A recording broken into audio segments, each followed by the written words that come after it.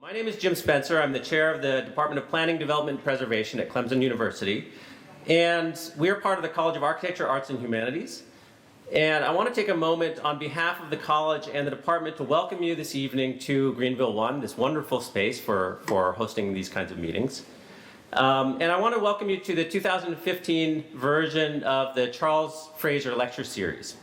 Now, this is a series that is done every year as part of our endowment from the Charles Fraser Endowment. It is sponsored by the Masters of Real Estate Development program, and we'll hear a little bit more about that program from its director. And I want to say tonight we're honoring the legacy of Charles Fraser. Charles Fraser dramatically affected the economic vitality of the state of California through a really innovative vision. He helped transform Hilton Head Island, as many of you know. Prior to his development, it was a very sparsely populated sea island, and now it's a resort that has maintained its value for decades. And importantly, it's kind of created a model for community building, and that's one of the things that our real estate development program is really well known for. It's about building communities, not about building structures. Clemson University established the Fraser Endowment for Community Design and Human Ecology in 1992. And it was funded by friends and associates of Mr. Fraser. And we're proud for Clemson to sponsor this lecture series, which attracts former associates and the family of Mr. Fraser. And I see that Laura Lawton is here. Thank you for coming down. To provide insights into his legacy and how their professional careers have evolved as leaders in today's real estate industry, with particular focus on South Carolina and the Southeast. One of my jobs here as introduction is to introduce Mr. Steve Navarro, who is the director of our Clemson Advancement Board for Real Estate Development, and is also a trustee of the Urban Land Institute and also on the board of directors for the ULI. He'll provide some background on both organizations as well as the ABRED, the Advancement Board for Real Estate Development, and its role in the Masters of Real Estate Development program. Following that, Dr. Benedict, Robert Benedict here, who's our director of the Real Estate Development program, will introduce tonight's guest speaker, David Rawl, who's an exceptional marketing communications leader and former associate of Charles Fraser. And so we're very interested to hear his thoughts on Charles Fraser and real estate development in South Carolina. So with that, let me welcome Steve Navarro to the podium, and welcome to you all.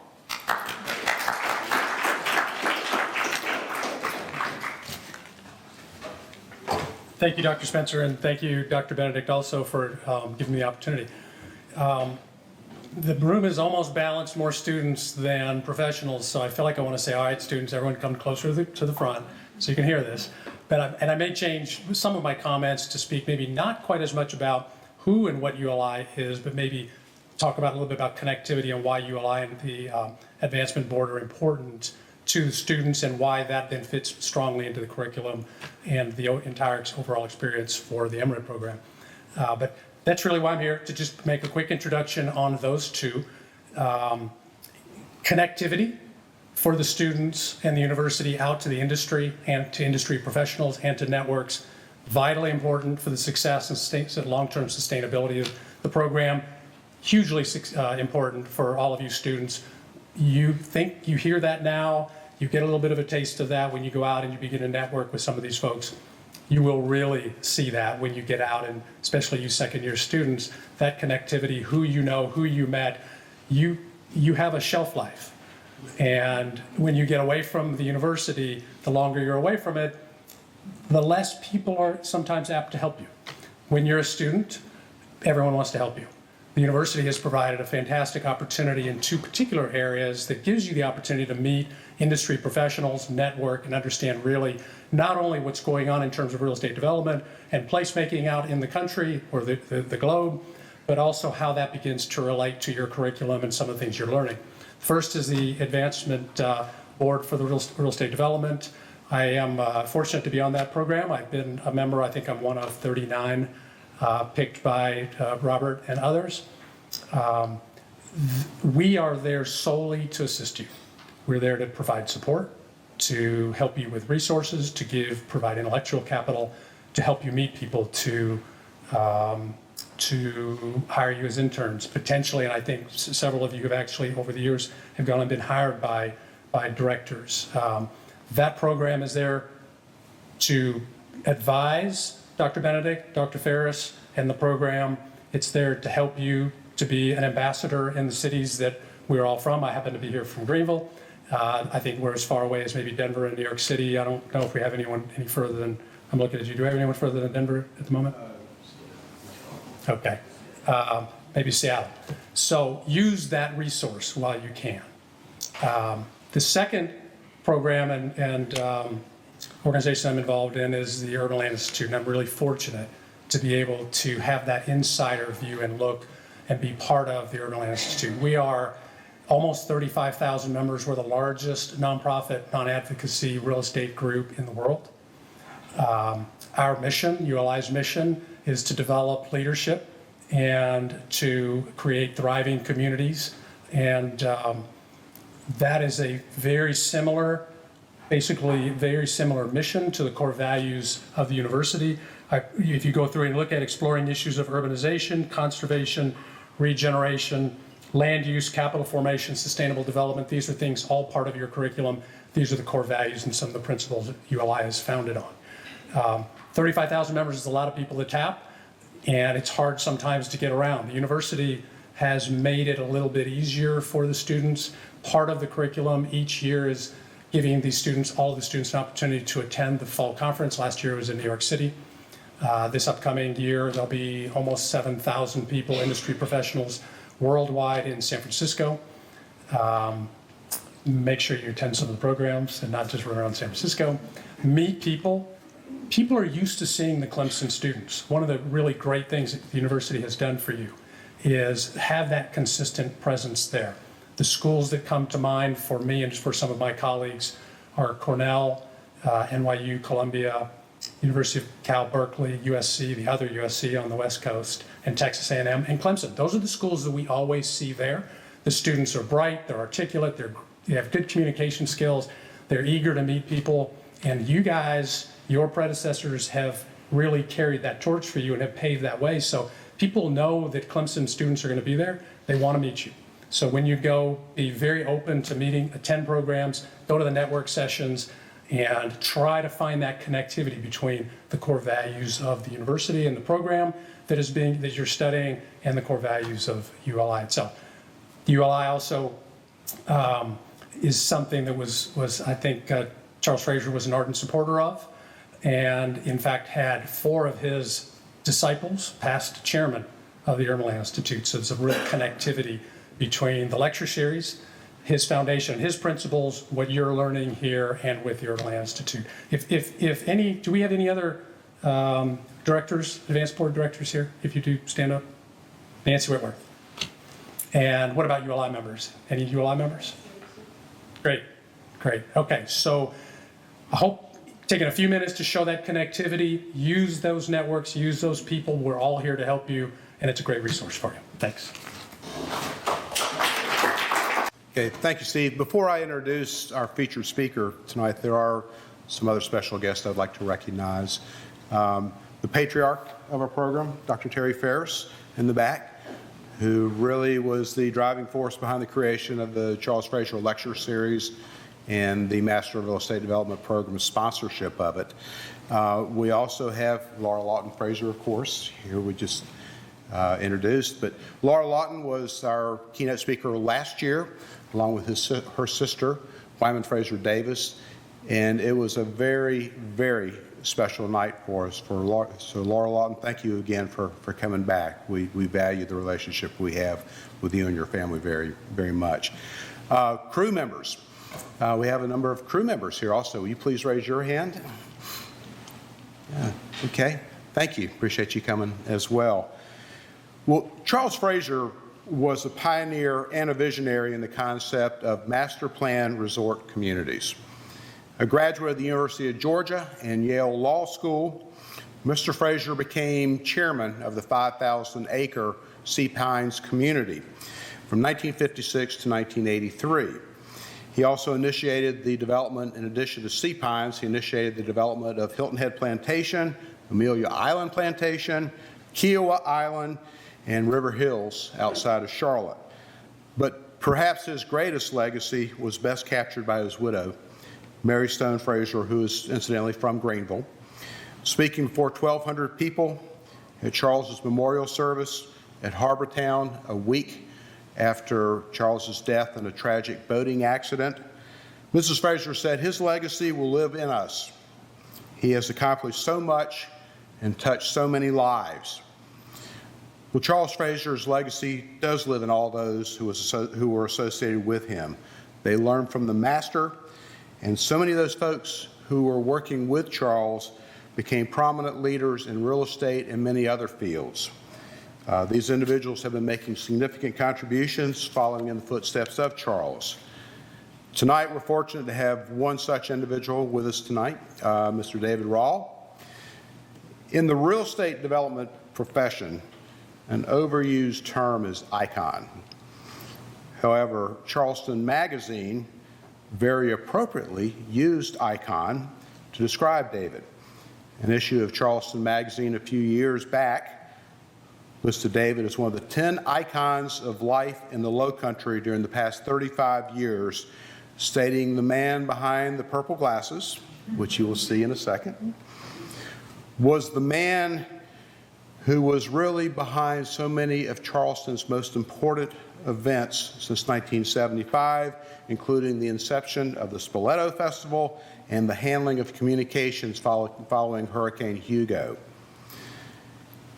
There's also articles in Charleston Magazine that go through the years talking about Charles and his beautiful wife Carol, their sponsorship of the arts, and how they've been very generous with all the pro bono work they've done over the years. Well, David Rawl was a protege and a close friend of Charles, going back over 40 years ago. He's a graduate of Harvard College, Harvard Business School, and he is the retired founder and chairman of Rawle Murdy, a marketing communications firm based in Charleston. He has a diverse and well-known list of clients ranging from Kiawah Island, Daniel Island, all the way to MTV. He's also currently working with Westavco on their current projects, including East Edisto and Nexton. He's also well known in the Low Country for his advising services with political candidates and office holders, including his close personal friend, Charleston Mayor Joe Riley. Diana Permar, also a protege of Charles Fraser and a former speaker in this lecture series, says there is no one who is better connected with people and resources than David Rawl. Like Charles Fraser, David strives for excellence, and he pushes his team not to just be better, but to be more creative. He is the author of 2 books, What Matters and Places, 2 must-read books covering important business values, lessons learned, and design sensibility. Mr. Rawl is one of the most creative and brightest individuals that I've had the pleasure to meet over the years, and it's easy to see why him and Charles Fraser became close friends. They both were ahead of their time. David, welcome. Thanks for being with us tonight.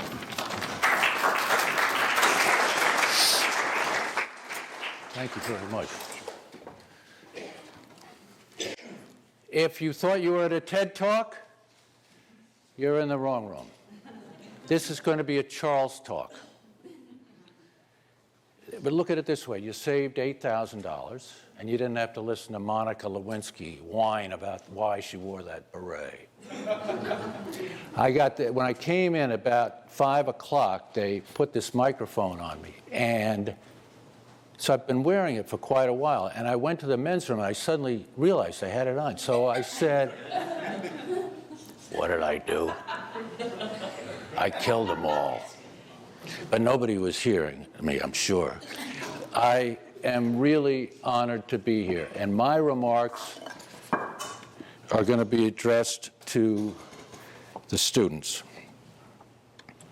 After all, that's the real future.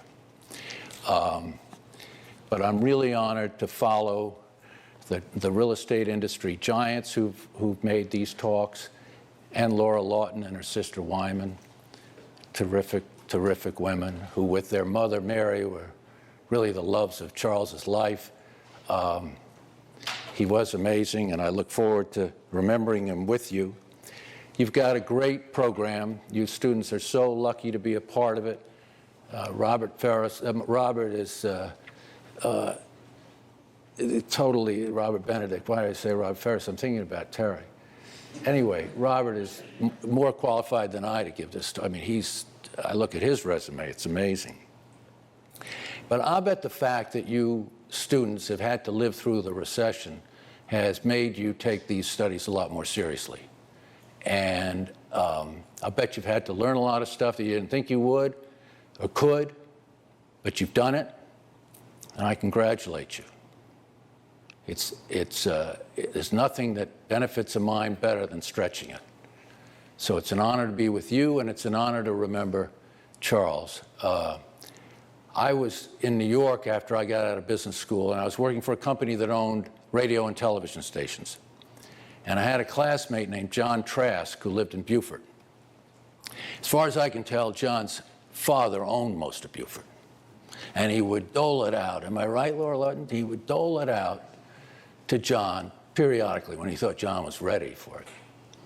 And he gave John the radio station. So John called me up and said, would you like to come down and help me figure out how to run a radio station?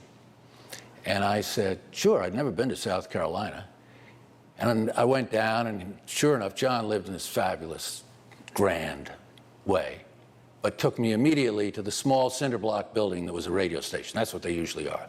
And we spent the weekend there, but Sunday, he said, all right, we're going to take a break. And we're going to go to Hilton Head Island, go on my friend Charlie Fraser's sailboat. So we get in the car, we drive on desolate two-lane roads with large live oak trees, Spanish moss hanging down, and very few buildings. Go over a rickety bridge, end up on a sailboat with a guy named Charles Fraser. My immediate impression of him was that he was just incredibly gracious and made you just feel at home. But you could also feel that there was this high degree of energy in his mind. You could almost see like the mechanism of his mind working like a high performance timepiece that you can look at the transparent back of. You know that feeling? And there were these stacks of well-read magazines all over the sailboat. Subjects ranged from science to sunbathing. These were early markings to me of this man's incredible curiosity. We're sailing along, not a physical structure in sight. And he points to just another hunk of anonymous land. And he says, over there, I'm going to build a Mediterranean village and a lighthouse. I think this guy's nuts. I go back to New York. He does exactly what he said he was going to do. He usually did. 10 years later, I came back to South Carolina, and I began a 27-year personal and professional relationship with Charles that is one of the great treasures of my life. But don't worry, I'm not here to reminisce. I'm here to talk about why Charles Fraser matters to you students today. Charles matters for what he did, and what he did was extraordinary. He revolutionized resort residential communities in this country, and the concepts he introduced half a century ago have fundamentally never been improved upon. How he did it, those underlying concepts, the values that he believed in, they're relevant to you no matter what area of real estate you choose to pursue. There are so many lessons to be learned from what Charles Fraser did and who he was, lessons that'll help you succeed more in work and in life. He was smart, of course he was smart, but he was curious, I mean really curious. He had an intense interest in knowledge and information. And Diana Primar was his go-to genius for market research. And he would push her hard, as Diana said in her Fraser Lecture. He'd push her to go well beyond what the numbers said, to what people said, how they felt, what they experienced. She called it listening between the lines. Her Fraser Lecture is online, and if you haven't read it, or seen it, I encourage you to do so. That curiosity was unbelievable in Charles, and he would, when he visited you, and everybody talks about this who visited with him or had him at your house, you'd find that there were sections of your magazines missing after he left, and the pages in your books turned down. And when he came back from a trip, he would tell you what he learned from the person sitting next to him on the plane, if it was interesting. And if it wasn't, if the person wasn't interesting, or if the person next to him at dinner wasn't interesting, he didn't just ignore him. He kind of turned and gave him his back, because his tolerance for small talk was zero. Late in his life, when he was not in great health, I asked him, "How are you sleeping, Charles?" And very matter-of-factly, not in any braggadocio way, he said, "Depends how many books I've read that day." And an extension of his curiosity was his great interest in best practices. He would load plane loads of planners and associates to go look at resorts and residential communities all over the world. And it wasn't just about copying what they did. It wasn't at all about copying what they did.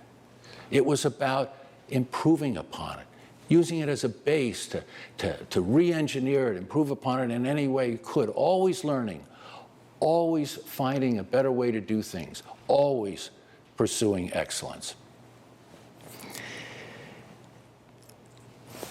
Excuse me. And some of the best practices that he found were in other industries. It's crazy to limit yourself to looking at your own industry. We tend to be so insular. Educators talk to educators, manufacturers talk to manufacturers, real estate developers talk to real estate developers. But so often what's most relevant to the challenge that you face can be found in another industry. I'll give you an example. Let's say you've got a new community or an office complex or a shopping experience about to open. Sure, you want to look at how somebody else in your industry has launched those kinds of things. But look for an analogous situation where the opening days really matter. Motion picture industry. 25% of the total gross domestic revenue of a motion picture is generated in the first weekend. Think of the pressure on those guys. What do they do and how do they do it? And what could you learn in launching a real estate product by studying them? You'll always make more informed decisions by studying how other industries have met analogous challenges. Context matters. I'm sure you all know the story of the guy passes 3 bricklayers. He says the first one, "What are you doing?" "Laying brick."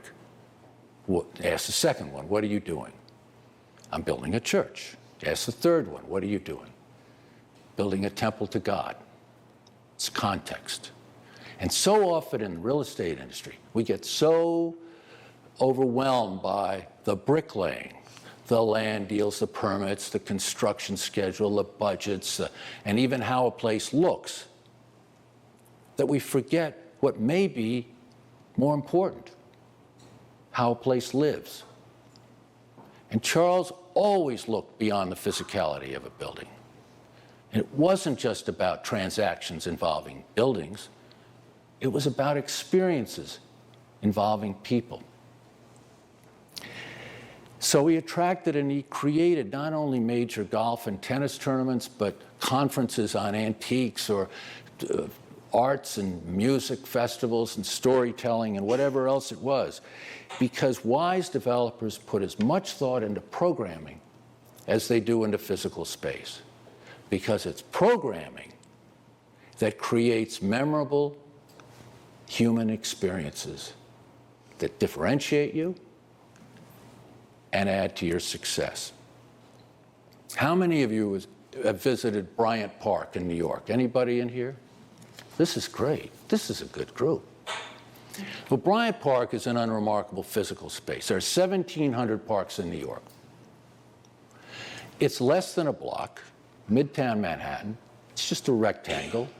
It's a perimeter of trees. And yet, because of the programming, it's arguably the most popular park in New York. Worth noting. One important way to affect how a place lives is to make your best pieces of property available to everyone. Charles did that. He was a pioneer at doing so. Prime beachfront property. He'd make that public. Create large nature preserves. Make them public. Responsible planning? Yes. Good planning? Yes. Profitable planning? Yes. And while he did well financially, Charles always thought beyond profits. He had a knowledge early on of something that most of us realize very late.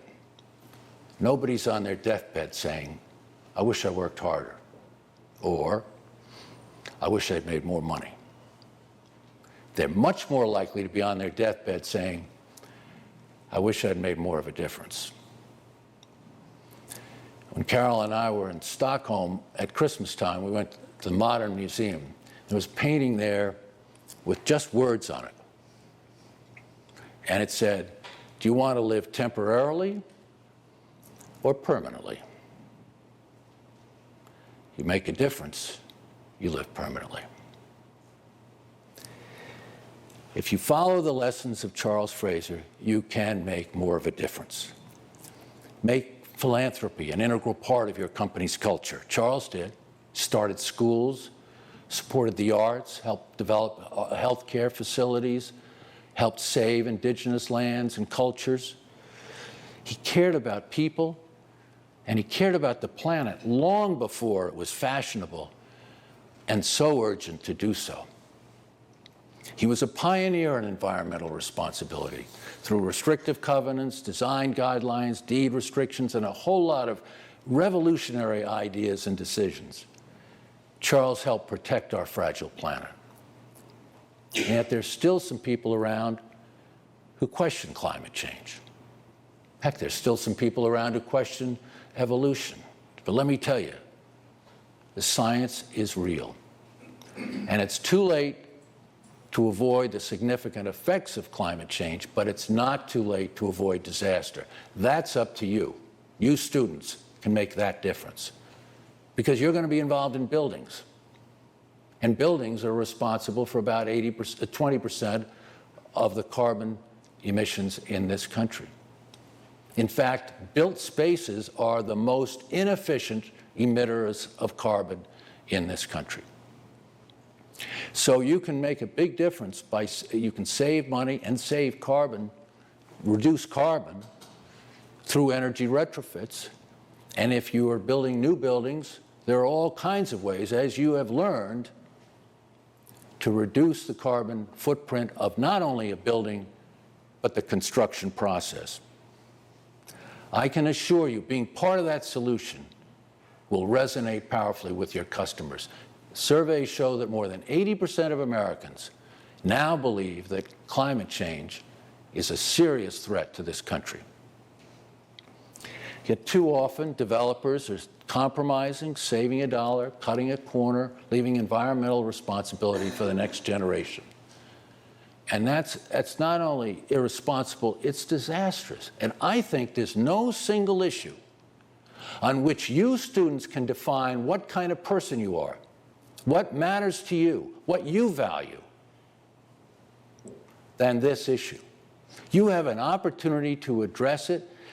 The technology exists, the marketplace supports it, it's economically feasible, heck, it's even economically profitable. You have a great opportunity to meet this challenge and help us save this planet. Now let me ask you a question, totally different subject. What did GM, IBM, HP, Duke Energy, PepsiCo, General Dynamics, Xerox, and Yahoo all have in common? Anybody want to guess? All presidents of, all led by women, as is an ever-increasing number of companies and institutions in this country. Do you want to have a major educational institution among your clients? Well, the presidents of Harvard, Brown, MIT, Princeton, Duke, more than 40 state colleges and universities are now or have recently been women. Who makes more than 80% of the purchase decisions in all areas of real estate? Who makes more than 80% of all purchase decisions? What do men do? A cynic would say that men pay for it, pay for those decisions, but they'd be wrong, because women control more than half the investment wealth in this country. The chances are, students, that either your client, your customer, or your boss, or all three, are going to be women. And yet you're entering a field, and don't be misled by the women in real estate who are here tonight. Let me tell you, you're entering a field in which women are shamefully underrepresented. And that's a huge handicap, because women think, feel, and make decisions, including purchasing decisions, very differently than men. What women want in an office or a home or a shopping experience is very different from men. Here's a question just for the men. What do you think is the number one way in which women choose to relax? Don't you call on students, Robert, don't you call on them by name? And say, when I was in business school, they kept saying, oh, Mr. Rawl, and I'd say, wait, I'm trying to finish the crossword puzzle here. Nobody wants to offer, see what I mean? Well, let me just tell you the overwhelming answer. Taking a bath. How many men in here knew that? I said it. Good. One out of how many? I said bubble bath and wine. You should have said, speak out.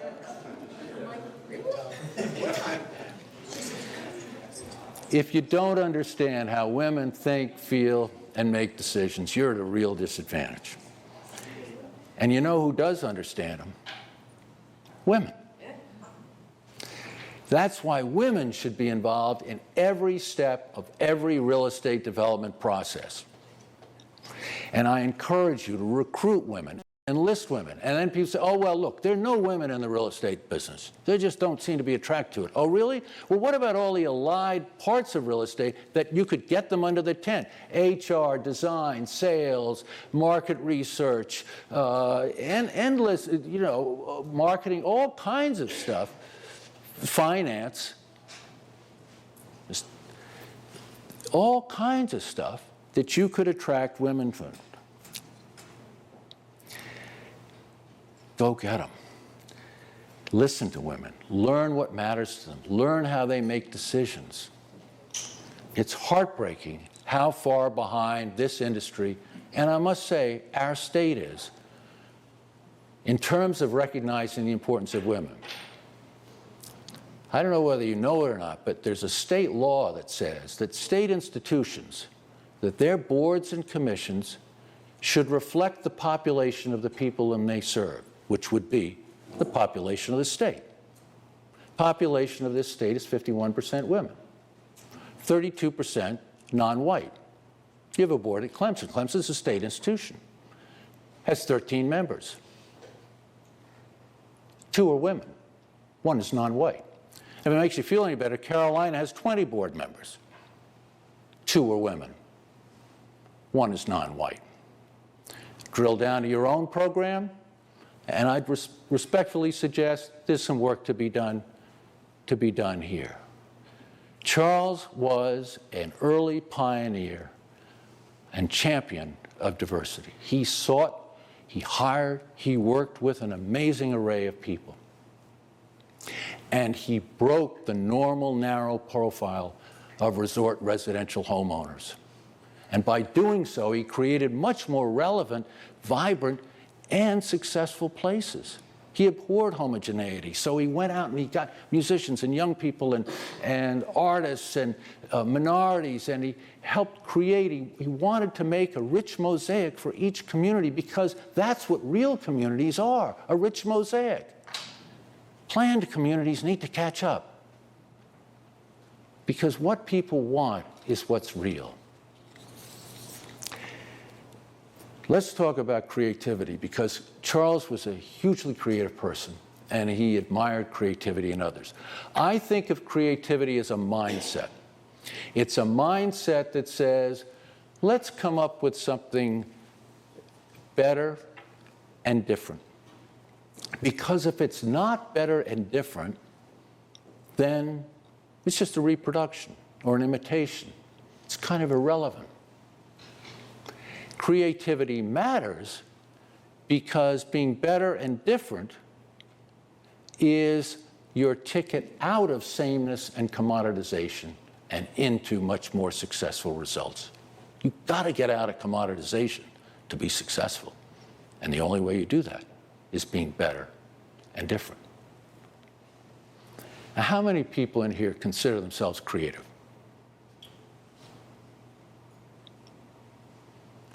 Let me ask it another way, because that was about a small percent, I would say. Let me ask it another way. How many people think they can draw? Still small number. Smaller. If I had asked the question when you were all in kindergarten or first grade, do you think same number of hands would go up, or more or less? What do you think? More. Well, so what happened? What happens is we start life with a question mark. Open, curious about everything and anything. And then we kind of go to an exclamation point. We trade that open-minded curiosity for closed-minded certainty. And that's just bad. So, I don't know what happens. Somebody, whether our parents or a teacher says, you're not really creative, or we feel ourselves, oh, well, Carol's more creative than I, so I must not be really creative. And that's just baloney, because creativity is so important to being successful. So what do we do about it? How do we restore that sort of kindergarten confidence and creativity? Hey, I can draw that.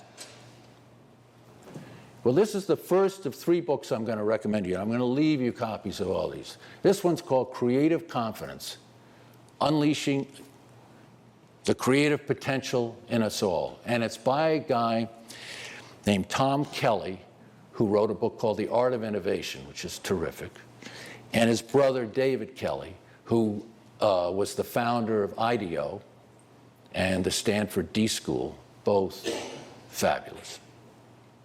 And what's that all about? Well, it relates to a second book, slightly older, called A Whole New Mind by Dan Pink. And here's what's going on. Until recently, the world was fundamentally dominated by left-brain thinking sequentially, analyzing details, working systematically through problems. And what Pink maintains, and which many others now agree with, is that the more valuable currency is in the right brain. And that's a big change, hence A Whole New Mind. Daniel Goleman's writings on social and emotional intelligence, which, if you haven't read, I encourage you to read Daniel Goleman, is the best validation, if you will, of what Pink says. Listen to how Pink articulates what he calls today's most prized aptitudes: high concept and high touch. High concept involves the capacity to detect patterns and opportunities, to create artistic and emotional beauty, to craft a satisfying narrative, storytelling, and to combine seemingly unrelated ideas into something new. High touch involves the ability to empathize with others, to understand the subtleties of human interaction, to find joy in oneself and to elicit it in others, and to stretch beyond the quotidian in pursuit of purpose and meaning. Charles had those qualities.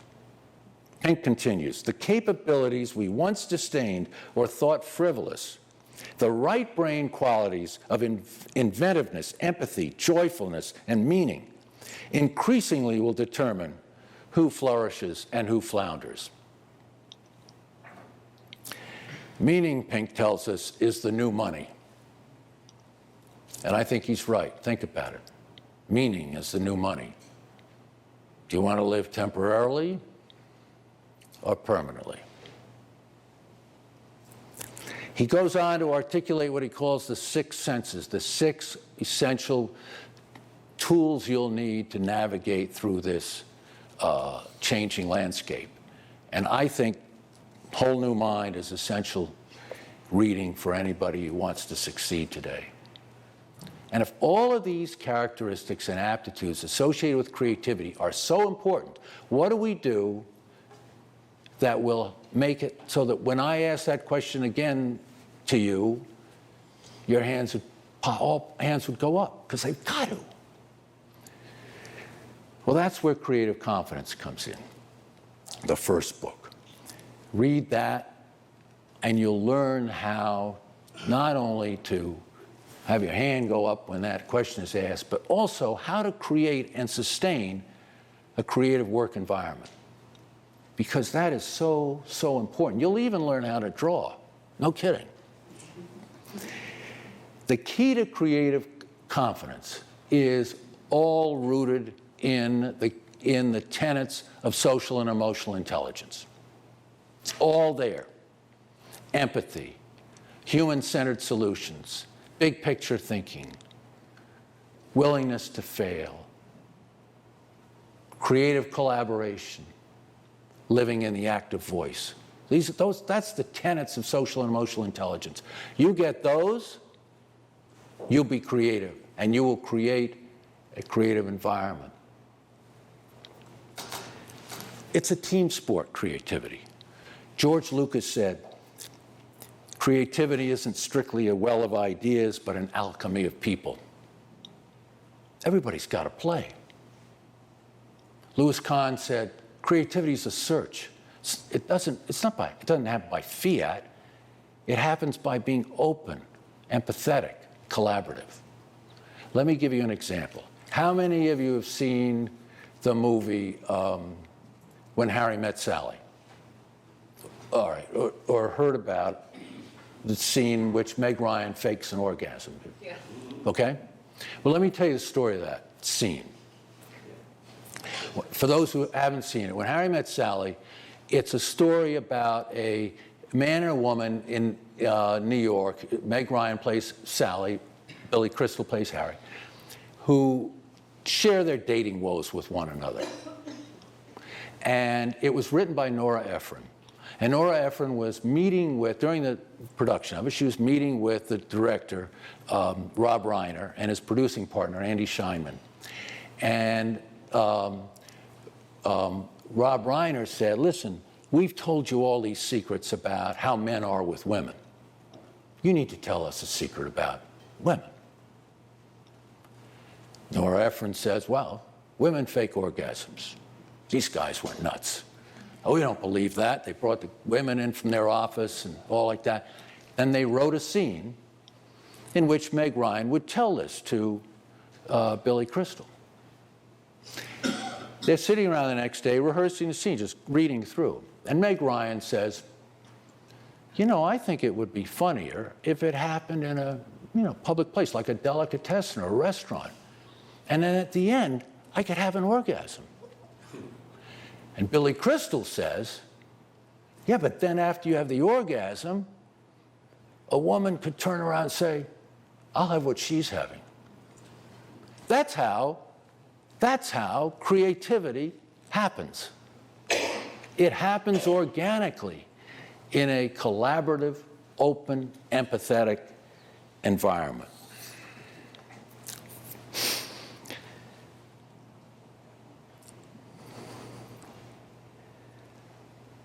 Here's a paragraph from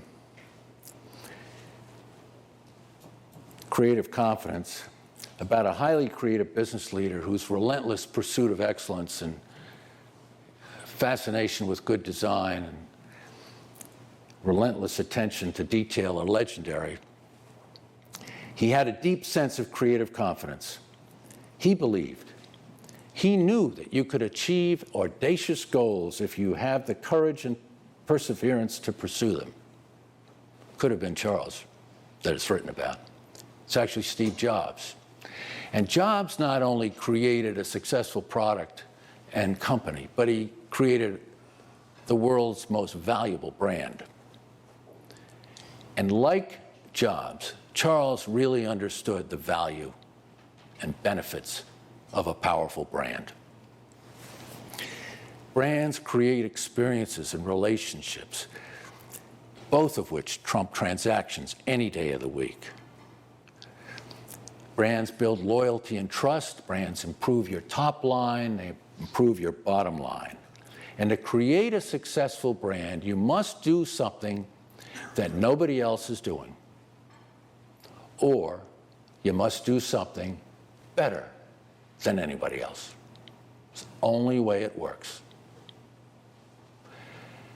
It's all about differentiation. And that leads me to the last book I want to recommend to you, written by a Harvard Business School professor named Youngmi Moon. It's called Different: Escaping the Competitive Herd. Here's what she writes. In business, differentiation is everything.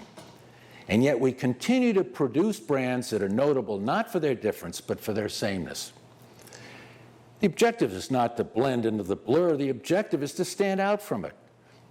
Differentiation is not a tactic. It's a way of thinking, a mindset that comes from listening, observing, absorbing, respecting. There's that empathy again. There are all those social and emotional intelligence characteristics. A commitment to engage with people in a way that reveals that, yes, we get it. Is Mr. Yarusi here? Yes, sir. And Mr. Jordan? Is he here? National. So, Mr. Yarusi worked at Daniel Island, didn't you? Yes, sir.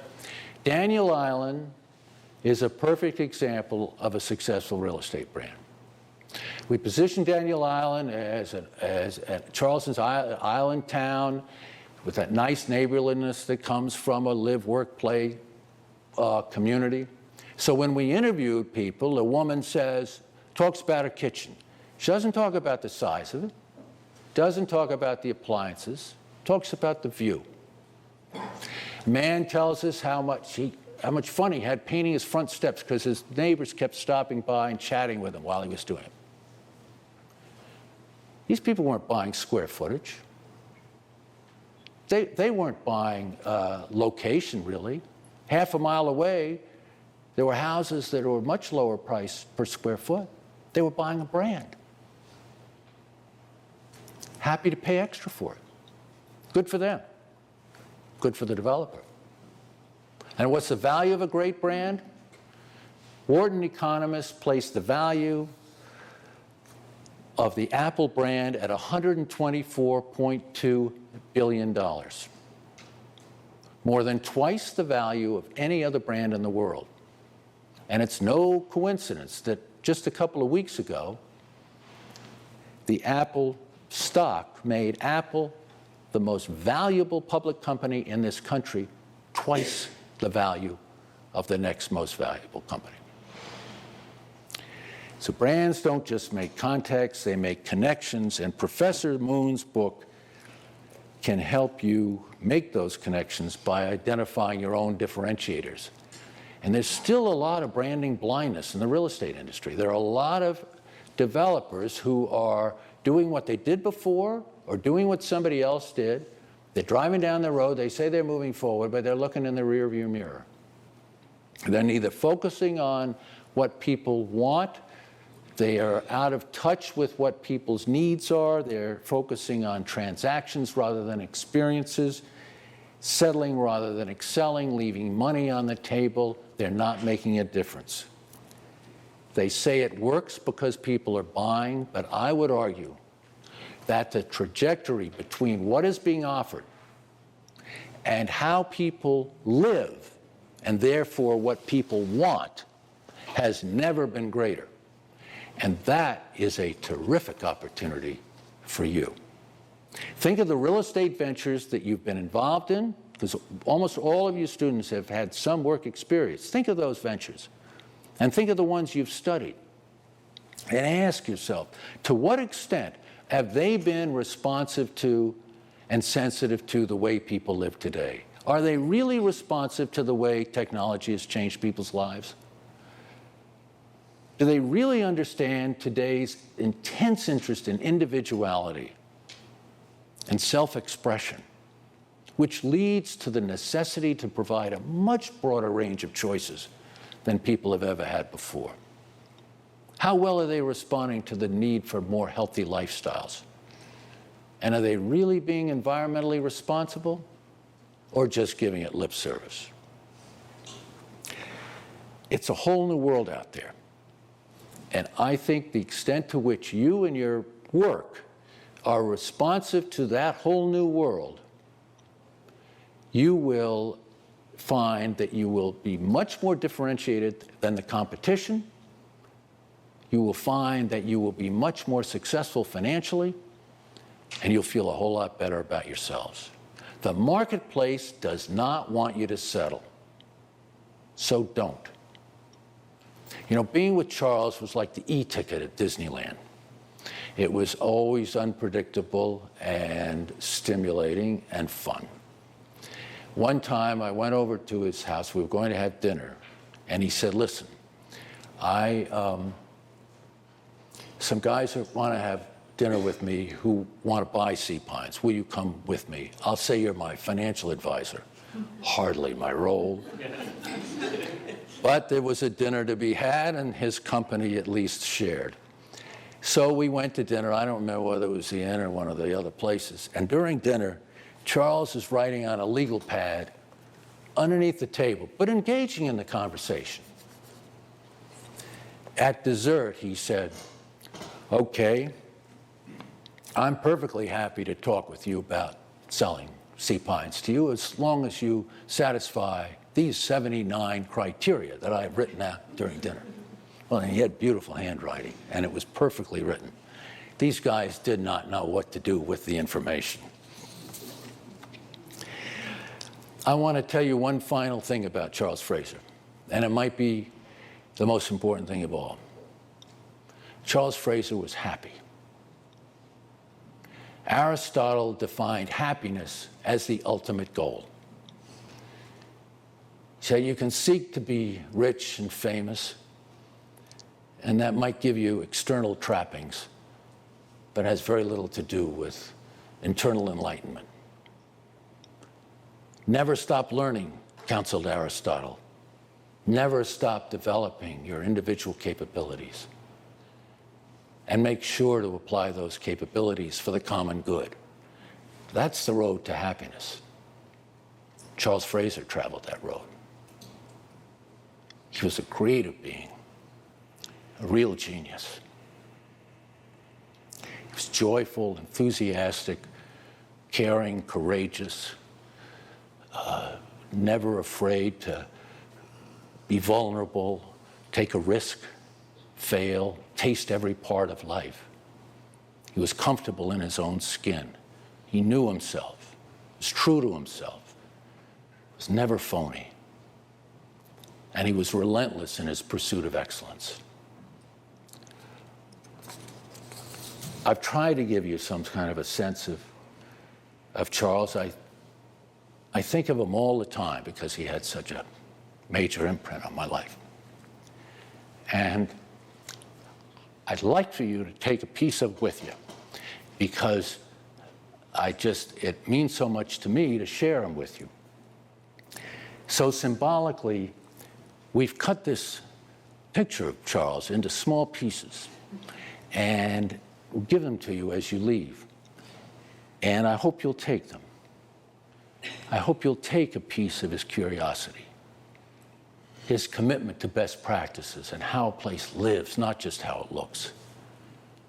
His dedication to philanthropy and diversity and environmental responsibility, his understanding of the importance of creativity and creating a really powerful brand, his zest for life, his sense of humor, his loyal devotion to his family and his friends, and his constant desire to make a difference He didn't live temporarily. He lives permanently. So please, keep a piece of Charles Fraser with you, because Charles Fraser matters. Thank you.